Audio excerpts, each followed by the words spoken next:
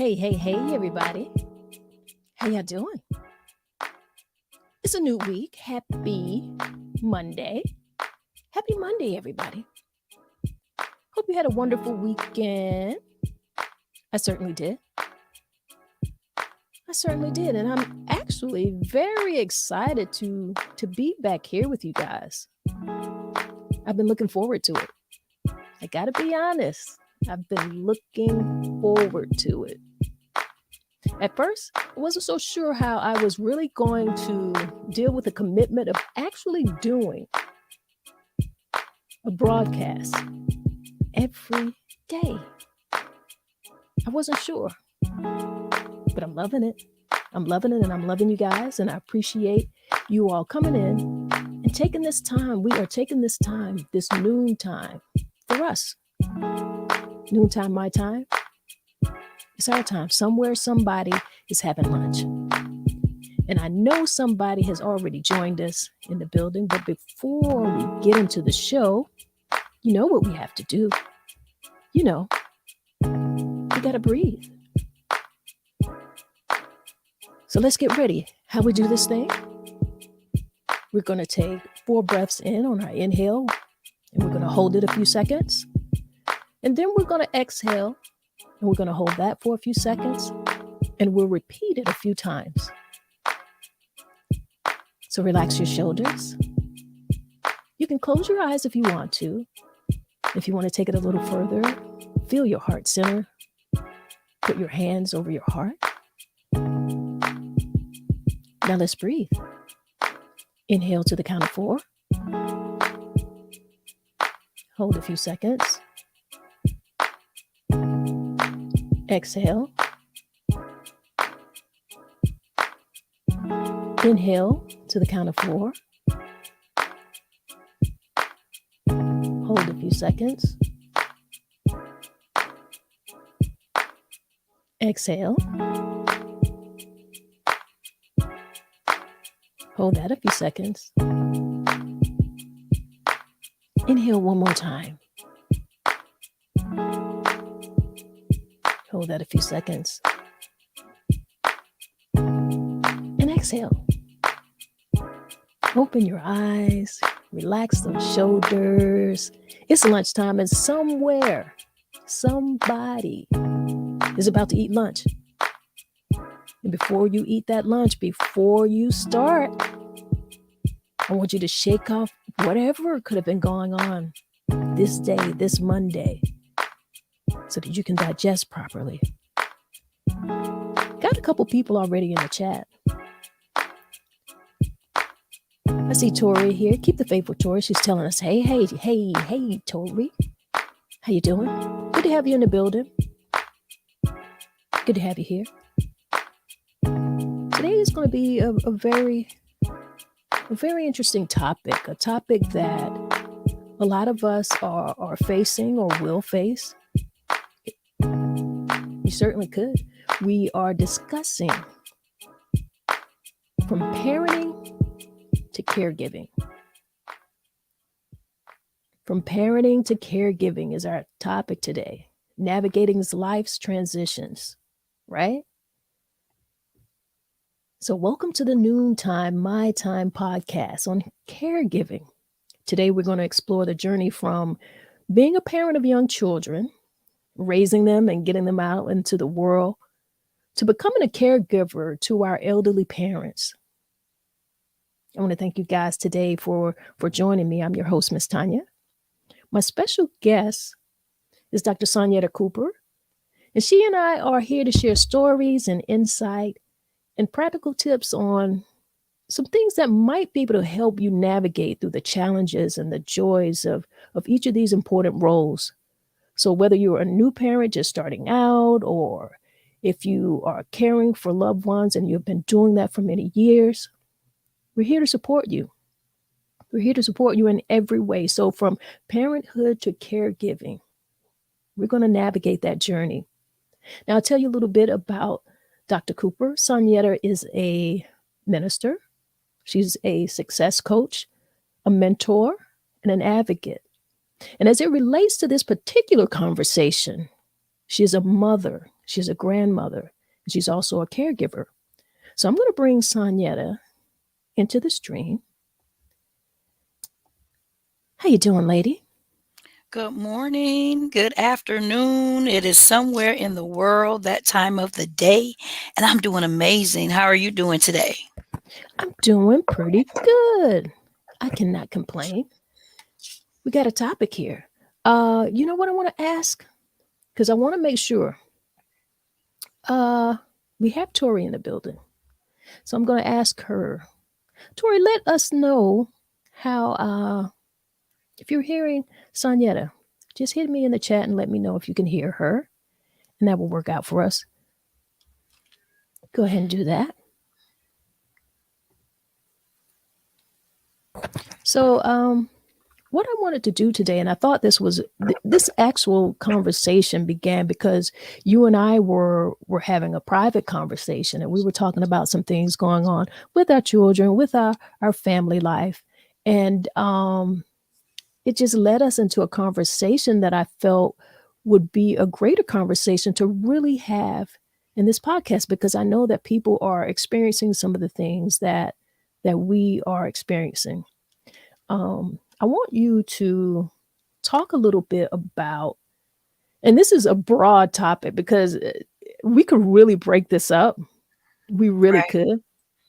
Because if we're talking about from parenting our children all the way, there's just a process of from infant to teenage years to their young adult years. And then we're talking about our elderly parents. That's a big span. But right. to put, just to kind of put a scope on the overall conversation, let us talk just a bit about first some of the things that a new parent might be able to discuss. And why is it that you, in particular, would be a good person to have this conversation with? What you bring to the table?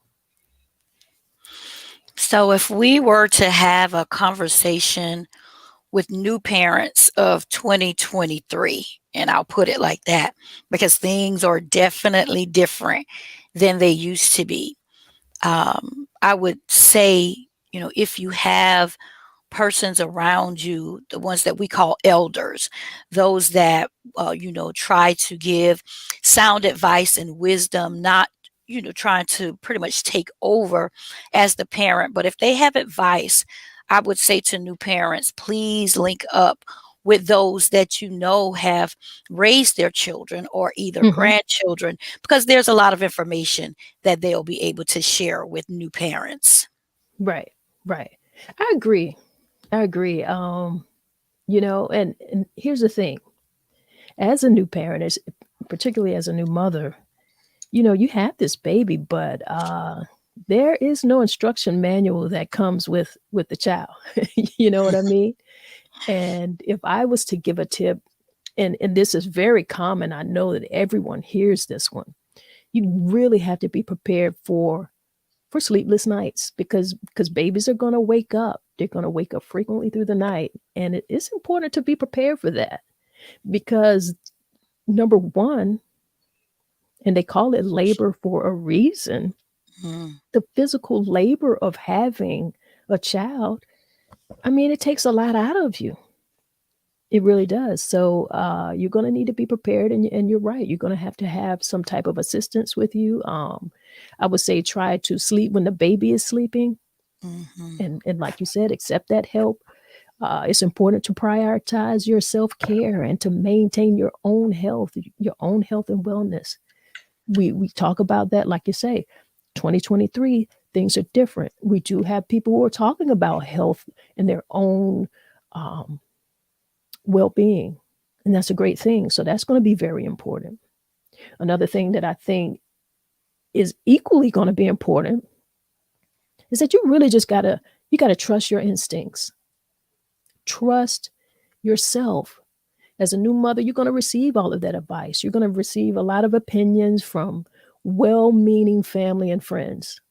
And while a lot of them and their input is important, it's important to trust your own instincts and do what you feel is right for you and for your baby, you know? Right. It's going to be very Absolutely. important. That self-care piece is important. And like you said, napping when the baby naps, even if that's in the afternoon, if you're able to nap in the afternoon, don't feel as though you have to do everything like you used to do it before the baby came, because babies come to interrupt, in a good way.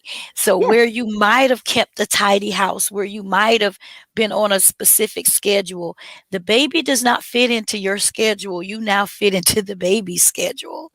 And absolutely. so new moms can get overwhelmed because the laundry is not done in a timely manner, because all the bottles are not prepared, or if the mom decides to breastfeed. But then we've got to think about the dads, because if the mom and the dad, have a relationship as far as caregiving for that child, co-parenting, if they're not in the home together, share insight, share things with each other. If you have an open line of communication, and if there are barriers, seek help early. And Hmm. oftentimes, there's a breakdown in the relationships between the mom and the dad simply because of miscommunication. But if Right. there can be a way that you kind of talk things out and try to iron things out early on, the disagreements and the misunderstandings, it's going to pay off later in the long run. I see that a lot with young parents that I'm connected to, that Right. feelings and emotions get Hmm. involved. Especially, this is a very emotional time. Our emotions don't return back to what they used to be Right. after motherhood. And so Hormones. just Oh, yes, everything Hormones are changes. everywhere. Yes. Right, right, right. So I agree with you, but I also agree with that part with the father as well. We there are a lot of fathers who are in their children's lives. It seems like a lot of the times we focus on the ones who are not, Mhm. but just having them there is just such a huge help. The smallest thing that fathers can do in those early days are just wonderful and helpful, from feeding, from being the one who, taking turns waking up at night, or just simply being there and taking care of Yes. some things, taking care of the laundry, Right, because we don't necessarily have to live in these gender roles. right. What needs to be done. And if we agreed to do that and not think about it in any type of gender categories, I feel like that overwhelmingly makes it easier for the entire family. Yeah, it really makes a difference. Um, with like you said, taking the gender roles out of it. I love seeing young men when they are, caring for the child, and they're out with the child alone. And they try, and there's some who really are doing that. They're Mhm. being that parent, and letting mom know, I have it. I can Right. handle it. And also, when you've got that backing of family to come in and assist, that's one thing that we do have. With my children and grandchildren, I try to have a good relationship with them. So I've got two daughters, and from my two daughters, there are nine grandchildren. And then I have a son, and there are two children with him. And so those children are pretty much outside of the village, so to speak, Right. because the daughters bring the children home. You see them all the time. But then when you have sons and the children are quote unquote outside of your village, then you have to build relationships with other families. And so I um, try to work really hard with my son, and the mother of his children, to understand that co-parenting piece. And I offered support, and I say, if you two can't communicate, use me as your liaison, so that the child won't have to deal with your feelings and emotions. And so that helped Ah, us, so that if they couldn't talk to each other, mom could call me, or he could call me, and tell me, whatever. But I stayed neutral. I didn't take right. sides, because it was the child that, and it will always be the child, that is my central focal point, because I just believe in family, and children Right. don't get to make decisions when parents are dealing with emotions.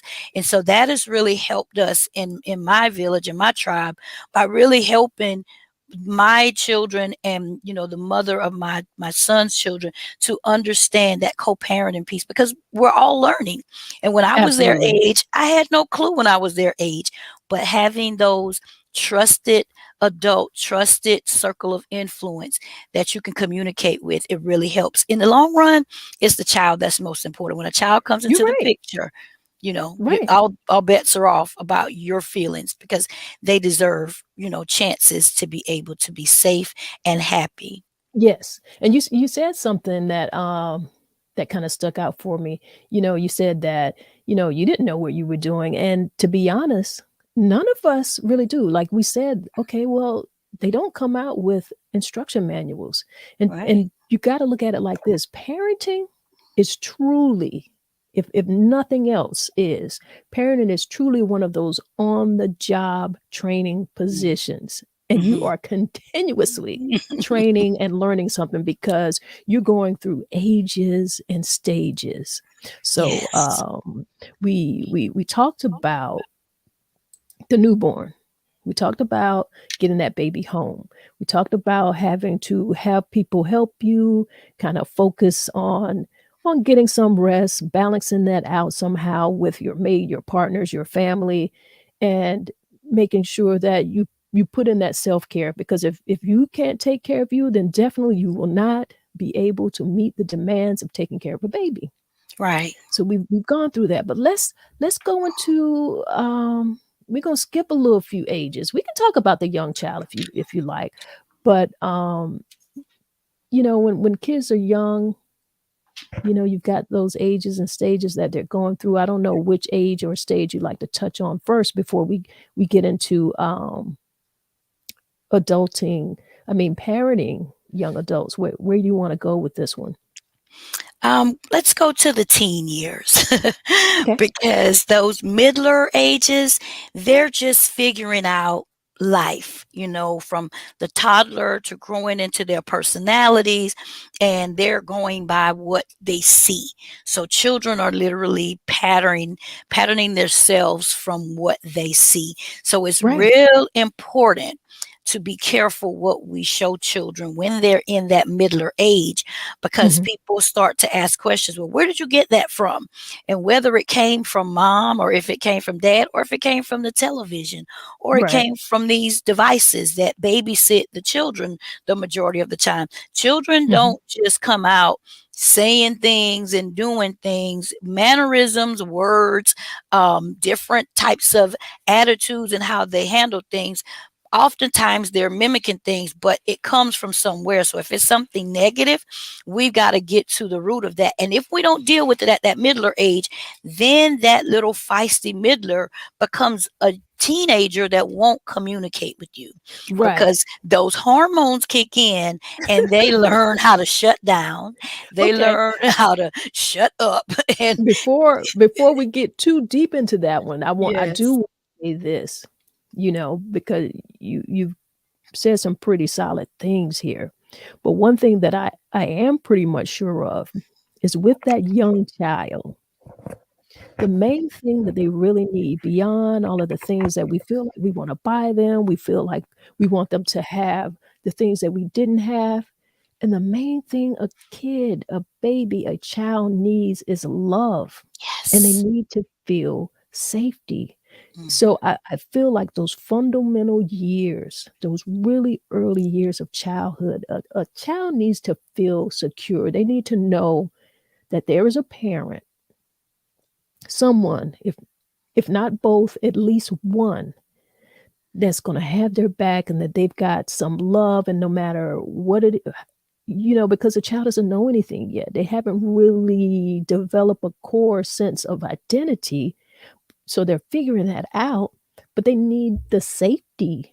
They need that love component to be able to do those things. So they gotta feel like they've got some love. So if that's from mama or daddy or from grandma, whoever that is, the key thing that a young child really needs is a sense of love and a sense of security.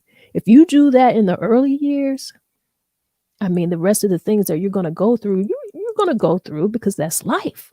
Right. But if they know that they have someone who's in their corner, and being in their corner does not mean that they do not receive correction. Right. So let's make that clear.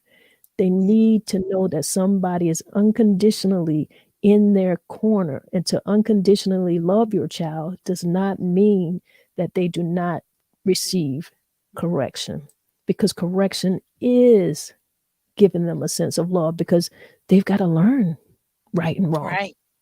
Right. And that's very, very important to them at that age, because you're teaching them not only the rules of life and rules of engagement for in home, it's also when they're outside of your presence. So sometimes parents often feel the need to protect their children from the outside elements, but it's very important for children to understand what's happening inside the home, and for parents to have conversations about things that could be happening outside of the home, as well as things that have happened in the family. Having conversations with children that many shy away from. If you can't, have these conversations, get them linked up. There's different, youth groups, there's Boy Scouts and Girl Scouts, so many different things Mhm. that we kind of forgotten about, but things that were Right. in our lives that taught us basic life skills, and then also survival skills. Certain things I learned in Girl Scouts that I did not learn at home. But Right. that safety, and then the relationship piece, starting out early, with dads and Yes. girls. I want to go there with dads and girls, because I watch my son and his daughter, and he is the apple of her eye, and she's the apple of his eye. So she's his little princess, and when she comes around, she's a different child when she's with her dad. And so it's like, I want to, make sure that I don't do anything wrong, because I just want my dad to be happy, right? And so Right. he really spends time, talks to her. They have these little conversations. And then with little girls, their idea of a mate kind of starts out with how dad treats them. And sometimes Absolutely. we don't think about this, like a girl's first love is a father figure. Her And it's, father. yeah, and it's, even if that father, that biological father is not there, but that male that is in that girl's life from those early stages, it Right. really sets the tone of what relationships may look like. So how does he It treat does.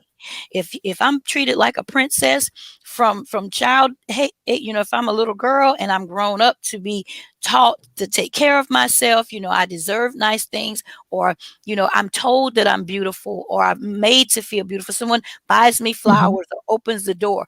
We expect those things. And I tell you what, you're right. You need to feel that way, but you also need to see that modeled. You need to see Yes. that type of relationship modeled. You need to see how a man is loving your mother. You need to Yes. see how your mother is receiving love. Yes. And That's that's important. yeah, then that's the mix up, because, even if little girls receive things from their dads, they definitely are watching mom.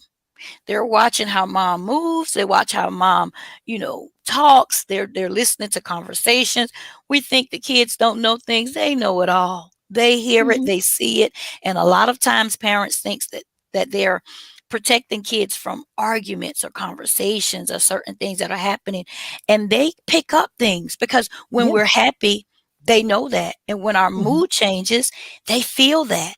And kids Mhm. really love their parents to the point of your attitude can affect theirs. It does.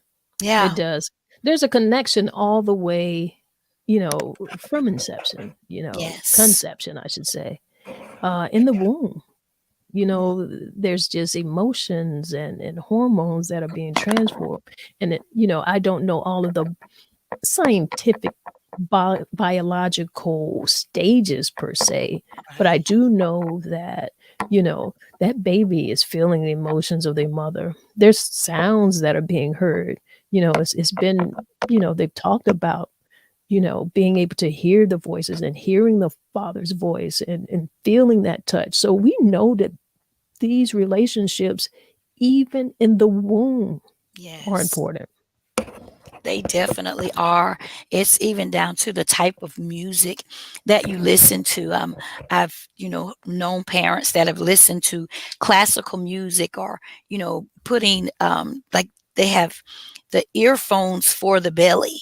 And Yeah. so it's very important, what the child feels in the womb. I remember, and we've got to be careful what we say, because I remember my daughter when she was, pregnant with her first child, and she and the father did a lot of arguing. He did a lot of bickering, and I would Hmm. say, you got to be careful, because if you have a messy pregnancy, if you have, this stuff happening, the child is going to be affected by this.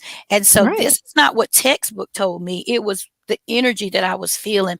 So I would say, you've got to be careful. And I tell parents this, pregnant moms, you got to be careful what you're doing. Just like what you take into your mouth, you're Hmm. feeding and nurturing your child. Whatever Indeed. you take in, it's going to your child. So that's food, You that's you energy. also Yeah. you're right. It is energy because you got to think about you have these young people who are, you know, they have different anxieties and different emotional things going on with them, and you may be trying to figure out like, okay, well, why are they acting this way or responding this way? But there was a whole lot of energy Mm, that was being transferred in the womb that we may not have yes. gone into. But that could take us into an entirely different and very long conversation, which I like. It's a conversation Mhm. I would like to have, but I want us to kind of stay on track so that we can reach to our elderly parents Right, in a way that I feel like is time acceptable.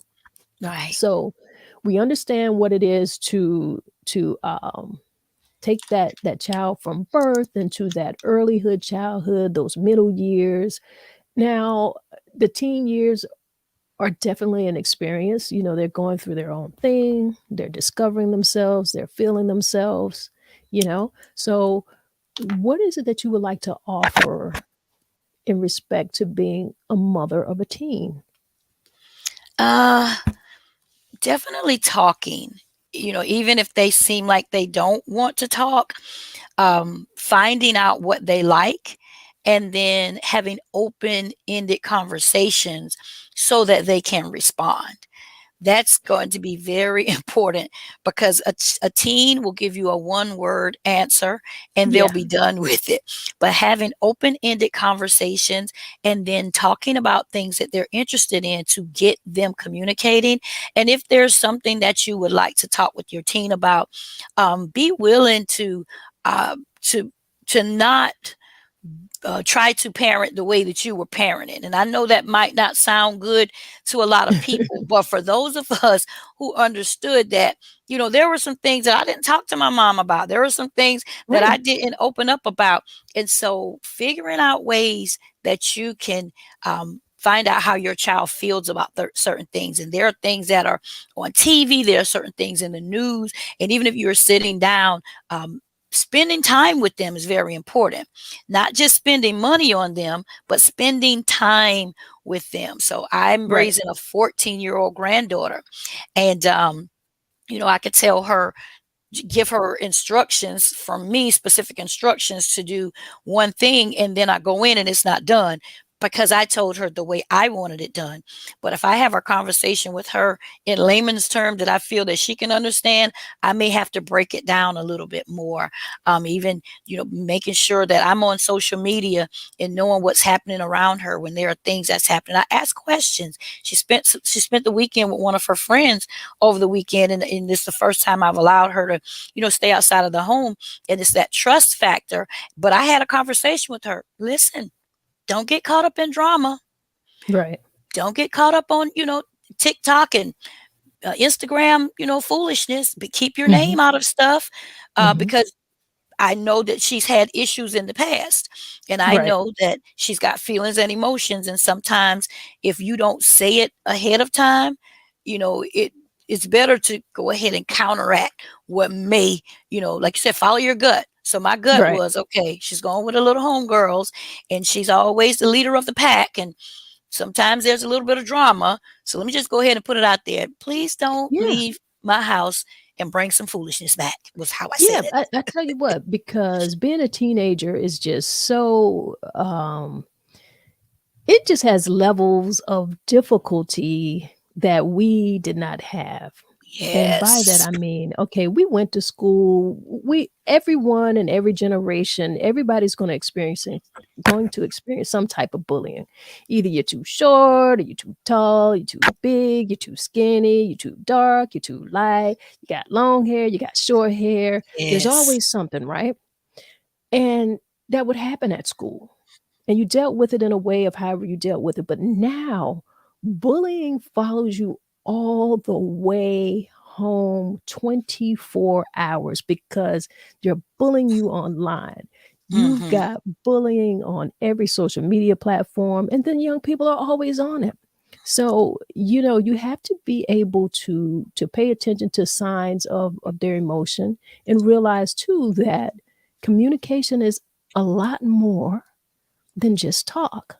Mhm. You've gotta pay attention to their body language. Pay Yes. attention to how they look and how, they may be expressing themselves in nonverbal ways. You really have to pay attention as a parent to the overall child. There's things that they are saying and not a word is coming out of their mouth. Yes. Yes. The spending time with them is going to help you notice the difference in their body language. If you're not spending time with your kid, you're not going to know if they're acting different, right?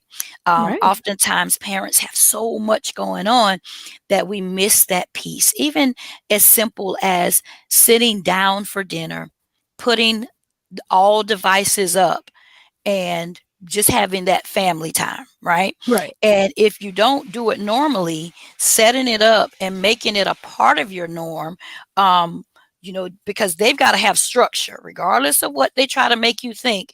Teens need structure. Um, Absolutely. and so that's going to help them navigate life because it's like just existing and I'll just figure it out. Oh, well, I don't know, or shrugging the shoulders if you get a word in edgewise. But if there's something that they like to do or something that they're interested in doing, try to make time for that. Because Right. parents, we make the rules. So we're going to mom's house. We're going to go over to grandma's house. We're going to go out to eat. We're going to go to church. We're going to go to, the family reunion. We're going to do this. We're going to do that. And the kid is like, okay. And you're dragging them along. Well, Right. what is it that you'd like to do this weekend? Mhm. Is there a baseball game or a football game? Is there, do you know your kids' favorite teams? Not just buying things because they like the team. Have you ever even thought about like taking them to a team? I saw some Yeah. parents who made a conscious effort of saving money and they went on a family trip, a girlfriend of mine, and it's her and her husband and two sons. And she went on like this 4-day trip going to 4 states in 4 days. And one of the biggest parts was they went to the basketball game for the Grizzlies, and it was their son's favorite game, and they just went on a road trip. And so they Yeah. got to the hotel, and she had the jerseys and the new sneakers, and they came in and they had the names of their favorite players, and she talked to him. She Well, was like, Morant, he's not going to be playing because he's not, he got suspended, but we did all this before he got suspended, and it was the right. best thing to Well, just see, that's watch. that's important. That's Yeah. important because I mean, that show, they went to a lot of details and we often hear, and this is true, that the love is in the details. So they went through a lot. They paid attention to their son. Yeah. And I see Keep the Faith with Tori here. She says that my son talks loud with his body language. And Mm, most young people do. yeah. That body language is something, as she also says, Keep the Faith with Tori also says that yes, the body language is something serious. It Yes. is. It's very, Yes. very serious. You have to be able to pay attention to that. Pay attention and you will know. Now let's swing let's swing a little bit. Let's Mhm. go a bit into, okay, so we've got them through the teen years. They get in. What about when you start getting them out of the nest? College years, job years, careers. Just becoming a young adult. What have been some of your um, experiences and a few tips that you might be able to help someone with who is experiencing their kid going off to college or leaving home, leaving the nest? Yes, I would like to say that parenting never ends, right? Because I had a plan and I called it the 1830 plan. Once you turn 18, you've got 30 days to figure out what you're going to do with your life. Uh, that was my plan. Wait, wait, wait, wait, wait. We got to stop right there. Stop right there. I'm gonna take a sip of water on that and meditate a minute. Okay. You said the 80/30 plan. 1830. 18. I'm sorry. 18. I misspoke. 18/30. Yes. Speak on it. So in my years, I found out that once you turn 18, you're considered an adult. And especially the ones that, always used to say, I can't wait until I turn 18. But So we I would, know that's not true. of course, it was not, set in stone that I was just kicking you out, but it was to that mindset of the young person that felt as though I'm ready to leave the house because now I'm 18 and I'm grown. Right. So that was my ultimatum that I gave them, never to make them feel like that they would ever have to leave home, especially if they weren't ready. But I'm going Hmm. to give you a dose of reality because if you think that's what you want, then I'll offer it to you and let's see how far it goes. So the 1830 plan was, I don't, my oldest, let's see, she turned 18 and she was still in high school. She didn't graduate until the next year because of her birthday. And so each one of them, when you turn 18, well, I don't have to fill out any more paperwork for you. You can go to the doctor on your own. You can make your doctor's Hmm. appointments. You can, go make sure that you have your ID up to date. All of the things that I was doing as a parent, it was now preparing you for adulthood that you thought you were ready for. And so once you turn 18, you've got 30 days to figure out what you want to do. Are you going to go to college? Are you going to the military? Are you going to find a job? What is it that you plan to do? You're 18 now. You've got 30 days to figure it out. And we laugh about it now because they're all in their 30s and they still haven't figured it out. Okay, and that is where I was gonna go. I'm like, okay, Yes. now, because society does that, and Right. I'm really trying to figure out who decided that 18 was the age for that, because not only, yeah, when we were 18, because that was fed to us, we felt like we wanted to be out on our own, we wanted to kinda spread our wings, but as parents, and Right. especially parents of now young adults, and even if we think about it, even before I say parents of young adults, even in our own young adult life, you know that you really were flying by the seat of your pants. You really don't know what it is that you really wanna do until you're like 30, 30, 35. You Right. can change your mind. You can change your mind at any age, but why are we giving 18-year-olds the liberty to make those type of decisions? I feel like that would definitely have to be on individual basis, because it's just your brain isn't even fully developed until after the age of 25. So what kind of decisions are we allowing 18-year-olds to really make? Right. And it was, like I said, a conversation, but it did not pan out to them leaving the nest. Literally, mine were becoming parents at that time. And so my youngest had already had hers. She started earlier than her older sister. As a matter of fact, when my youngest daughter got pregnant, she was about 16, and we talk about it. So my my family is a open book, and so Right. she had sex for the first time and got pregnant. Wow. And so then when I as a parent was like, okay, my oldest daughter, she's in the 12th grade. She's 18 now, and I took her to get on birth control because I'm like, okay, somebody's doing something around here, and get to the health department, and she was pregnant as well. So I had Okay. two pregnant at the same time. Granted, I was that parent that was working in the field of public health. I was working in HIV, STDs, teen pregnancy, elimination of diseases. I had all of the information to teach the community, and I had two pregnant daughters in my house. So Right. I had to look at me. Mhm. I was doing a lot in the community, but I was missing some things at home. And Mhm. so that's why I have these conversations with parents that we miss a lot. We No do. one, yeah, no one is, can have the cookie cutter manual to say how to parent, because You can't. I really try to have this conversation with parents about the importance of, like Tori said, the body language, Right. paying attention, the conversations, talking to them, listening, and not just talking at them, Right. Right. Right. making Right. sure that we have open lines of communication and that trust factor, that you don't get pregnant and feel afraid to tell me because you think you've disappointed me. And I Right. can say that stemmed back from I graduated from high school and left to go to college. And when I got pregnant with my first child, I was 19. And I Mhm. didn't want to tell my parents because I didn't want to disappoint them, because when I graduated in 87 and left home, I had three sisters pregnant at the same time.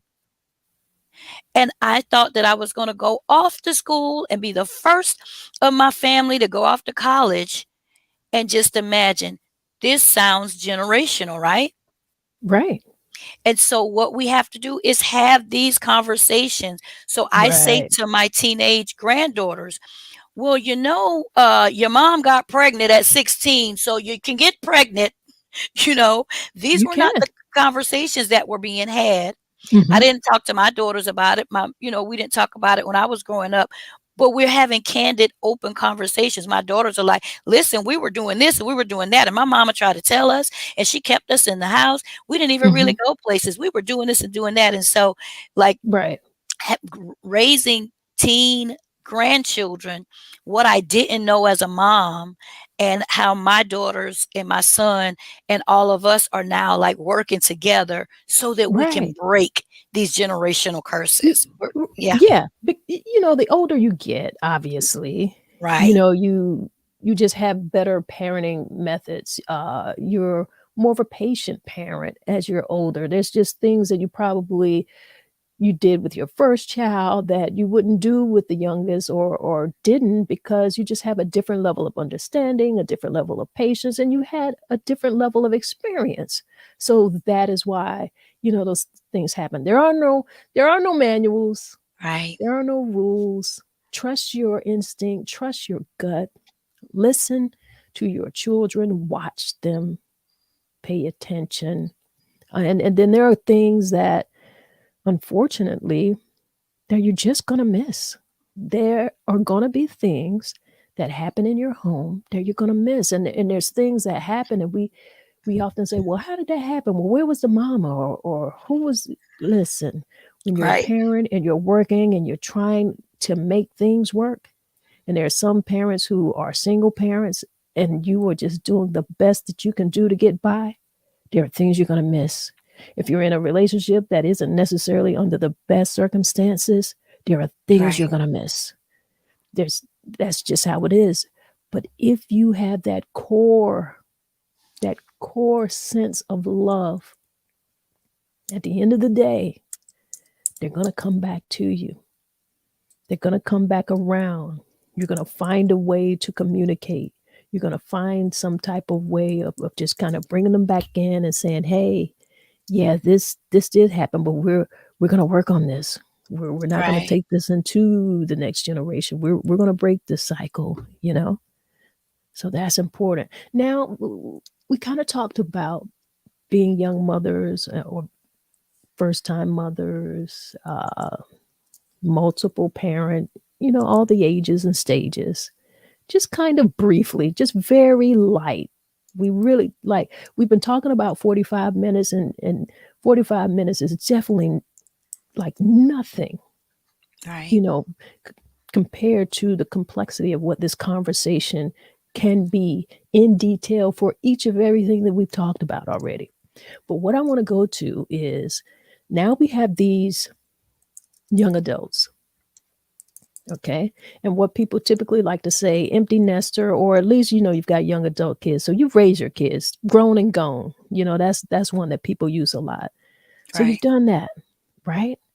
And then life comes around and you go into this transition and you've got parents, aging parents. So now you've been a child, you've raised children, and now you're in a position where you're going to have to parent your parent, caring for elderly. Let's talk about that for a minute. Right. Caring for your parent. My mom is definitely such a awesome, wonderful woman that raised not only her children, but other people's children were brought up in our home.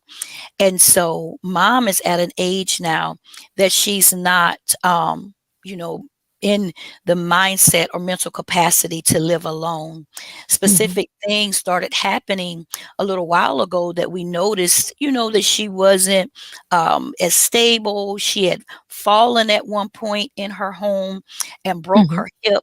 And so once she broke her hip, she had to have surgery. And we had to, spend some extra care with her for her healing process. Even during that time while she was at the facility for rehab, she was very adamant about getting out of there because she's so independent. So there was a Right. lot that we were seeing even back then, but we just thought she was just being extra. Well, that Right. that extra has now become to us, knowing that she's been diagnosed with early with Alzheimer's, right? And so she is in the stages of it, and we are taking the initiative to care for her. So we had to Well, make a lot yeah. of changes and You know, adjustments. Hmm. there, Yes. there there's a lot that you have to do because, and you know, that's a very difficult diagnosis, first of all. So, you guys are experiencing a lot that a lot of people are going through, and that is just saying the very least. But just with the average aging parent, it's important to ensure their safety. We have to make, it comes to a point where you have to make sure that they're safe in their own home. We might Right. have to do things like install grab bars for them. We've got to make sure that they've got proper lighting, and Right. we may get to a stage, and it depends on, where your family decides to go with it, but you might have to hire a caregiver to kinda help them with some of those their daily tasks. Like you Right. say, they're independent people, but they need help with that. They may need, like, someone to pay attention to their medical appointments, someone to actually go to these appointments with them, to stay on track with their medication. Are they taking their medications properly, Are they Right. even understanding the results of what doctors are telling them about their diagnosis? So, there's so much that we have to do to ensure that they're receiving proper care and proper treatment. And also, what about that emotional support that they may need? Because aging can be challenging, you know? Yes. It's an emotional challenge as well. So we've gotta listen to them. And again, I think that component of talking about paying attention to the signs and to their body language, Hmm. all of that comes back into play all over again, from raising your children to dealing with your aging parents. And what's that saying, that they say, um, "Once a man, twice a child"? Yes. You heard that one before? Oh, yes, I have. Yes, definitely. And that's what happens. They start reverting backwards. And so, and once again, energy is important when you are caring for elderly people because they follow your lead. And I remember early on that, she hadn't had a diagnosis, but I would go by my mom's house, and if she would be in a specific mood, I would say, "Who came by here to see you?" And she Mm, would start naming people, and I would automatically know by specific names that, and I would say, "I knew someone came and disturbed your spirit," is what I mm. would call it, because she would just be in a mood. And so I am, one of the people that keeps my mom calm. So I'm thankful for that gift, for just having a calming spirit, for people that I come in contact with. And so if she's at her house and she's a certain way, and there's times that my sister may have to travel because she spends the majority of the time with my mom, she'll bring Mhm. her over and she may spend a couple of nights over here at my house. And Well, so see, yeah, when she's here, she's a different person. well, listen, I'm glad that you guys are doing that as a family because that is important because it is such a trying task doing that. But if you find a way to kind of balance things like that among yourself, among the siblings, and that's if you happen to have siblings, that's going Right. to be a great thing. But like I said, there's a variety of resources available for caregivers of their elderly parents, and you've got to search for those things. There's support groups, there's in-home caregivers, there's Yes. organizations that offer like certain trainings and help for the caregiver. And if you allow yourself to become overwhelmed and just work, work, work, which you have to do with your life and your daily life, and you're bringing on taking care of your parent, you've got to know that you've got to have some help yourself. Caregivers need assistance because you're already going through that emotion of watching a decline of your parent, something that you're not Right. used to, you know? So I always tell people to make sure that they explore their local resources and community centers, their senior centers, so many different things out there that can offer support, and I feel like people need to take advantage of that. That is very important. It's very important to know that there is help because we had to travel. And when we decided to go travel, we had to make a decision. We were going on a cruise, which meant we would be gone for the entire week. So we had to make a conscious decision where we wanted mom to be so that she could continue to get the quality of care that we give to her, but also that it could be a place that we trusted that could handle her if she decided to get out of hand, so to speak, because we're talking about parenting our parent. Right. And we Mhm. took her to Elmcroft, which we were able to go and visit. We were able to see the facility, meet the staff, and talk to them about her, give them, basic information, and then find out what they had to offer. And so we were satisfied with the care that she Mhm. received. We dropped her off before we left, and then when we got back from our trip, we're able to go back to pick her up. And it was the best thing. It's just like a child. If you have You to need go to do away that. for a specific amount of time, you want to be sure that your child is in a safe environment where they will get the same care that they will receive at home, and also that you trust the people and have open access to be able to contact them if you have questions, if they need to get in contact with you, or if you're not available, to have people in place that will be an emergency contact, so it doesn't change. Right. When you're a caregiver, that means that you have to be empathetic. You've got to put Right. yourself in their shoes. With my mom, we know that she's not mentally the same person, but we know our mom. We know that she Right. likes nice things. She loves getting gifts. So, that's her love language. If I show Mhm. up and I've gone, shopping, whether it's in my boutique or at the consignment shop, she doesn't care. If I say, Ma, Right. I've got you some new stuff. Oh, she's like a child. Oh, you bought some Right. new stuff? What you got for me? And so then she'll Right. brag when somebody comes in. Sonya went shopping and she bought me a bunch of beautiful stuff. And so it's just having that love and having that mindset that if you are a part of a person's life, you should be adding value to their life instead of Yes. bringing anything negative. So when you know that you have an opportunity to make a person's day better, I say choose the latter. Make a person's Yes. day better, and sometimes it And makes your day better. right. And I'm glad you said that because it's a lot. Yeah, It is a lot. So let's just be honest about that. Let's be yeah, very transparent. It is a lot. It is difficult.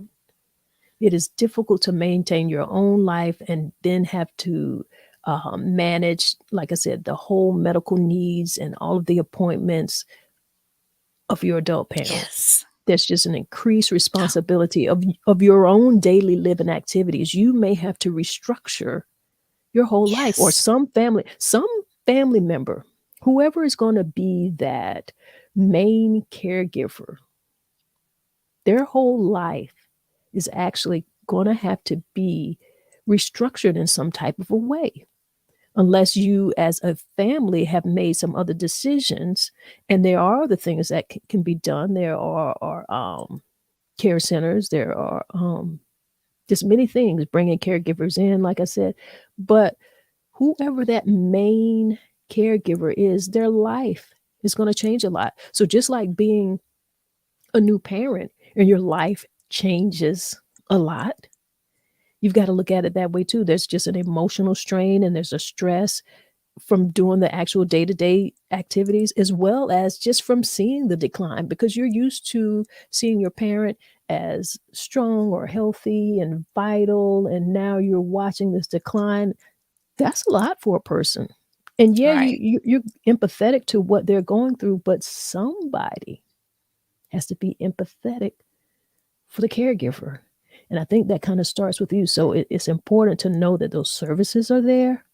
It's right. important to know that you need to share some of this responsibility so that somebody has some time off, because somebody has adjusted their whole life to make this thing work for this particular parent who is just not in a position to take care of themselves in a way that they had previously done, you know? Yes, and it can be overwhelming.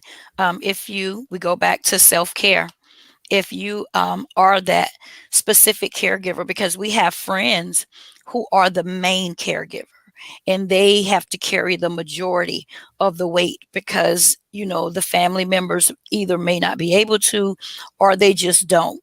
There are Or specific. Go guess ahead. what? Hmm. You say that they just don't, but let's add this into the pool as well. There are family members who do not live in the same state. Some Correct. me. I'm I'm that family member. I am a Right. family member who happens to live in the same hometown as my parents. Mm, And so, I've got sisters out in LA and Oakland and Baltimore. They can't be a primary right. caregiver. They Right. are not there. So sometimes, oftentimes, I mean, and you've got people who don't want to do it, and Hmm. that's one thing. And then you have Right. some who just cannot. Their life is somewhere else. So like I said, somebody has to make that decision. And I know people who have moved back to their hometown for those specific reasons, to be a caregiver.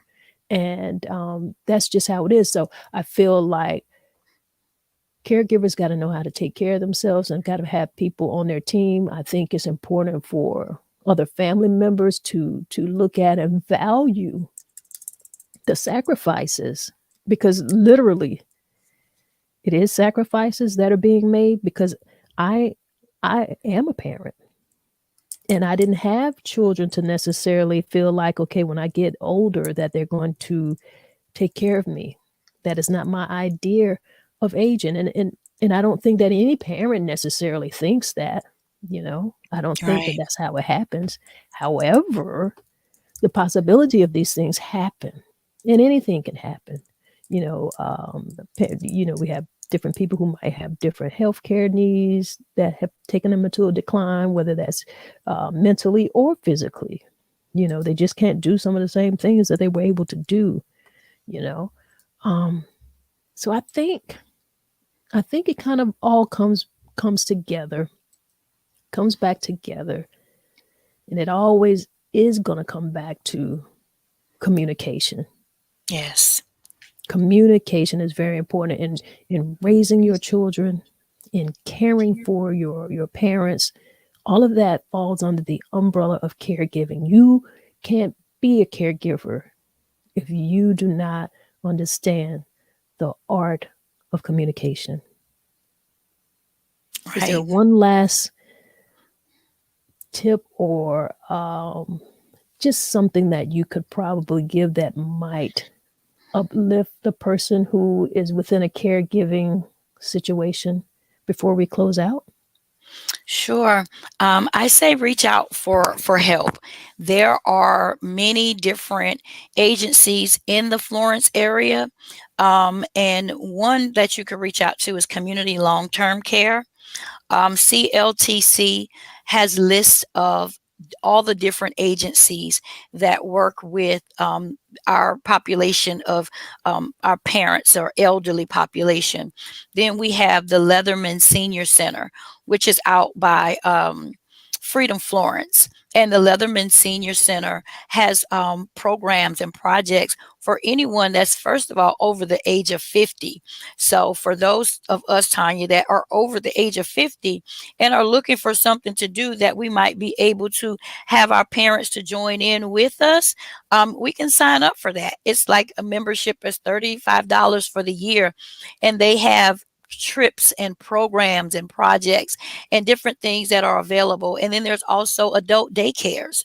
So Right. sometimes we feel as though we may have to be in the house doing all the work, but there are things that you can set up that will give your parent or that person that you're caring for something else to do. And whether it's with a child or an adult, oftentimes changing the environment could change the mindset. So whatever you need Absolutely. to do to change your environment, to change your mindset, and that could very well be just going outside and sitting on the porch and breathing in some fresh air. Take Well, breaks. I'm Yeah, I'm glad you said that because we yeah, have reached that point. yeah. We are about to breathe. Yes. I want to thank you for having the conversation. And I see Keep the Faith with Tori. She says, great conversation.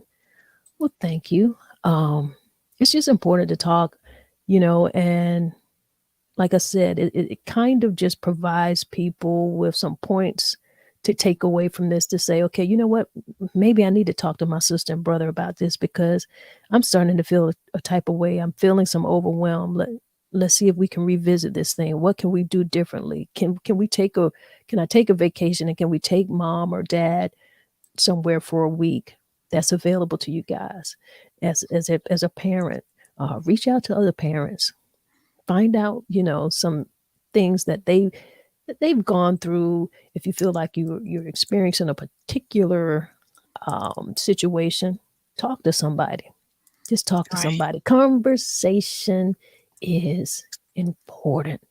And if Yes. nothing else, that's what I want you guys to get from this. And that is why I do this. All right. So, you know what we're going to do right now, right, guys?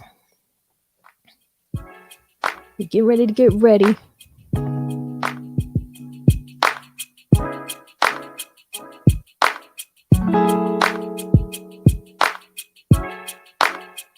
I want you to relax. Kind of relax your shoulders. They up close to your ears. You know you're a little tense right now, and you need to just relax. Do that. We're gonna breathe this thing out. We're gonna take 4 breaths. Inhales, You're going to hold it a few seconds, and then we're going to exhale, hold that a few seconds.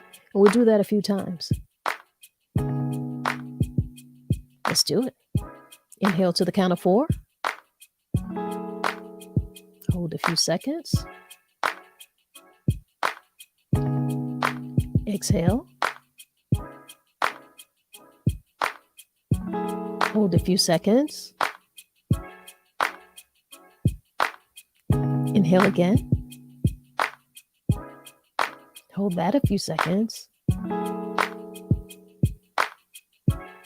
Exhale. Hold that a few seconds. Inhale one more time. Hold a few seconds. And exhale. If you had your eyes closed, like I did, what I'd like to ask you to do is put a smile on your face before you open up your eyes. Just smile before you open your eyes. And I know that feels good. Feels great.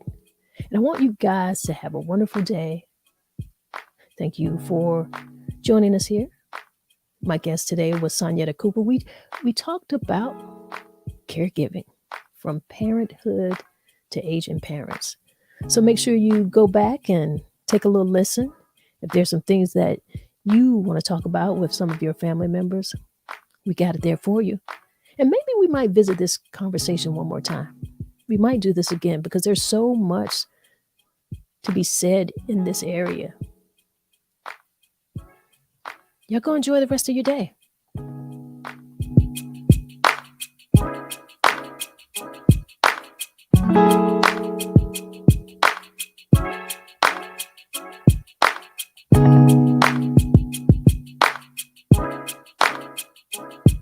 Noontime, my time. Take a moment to reclaim your time.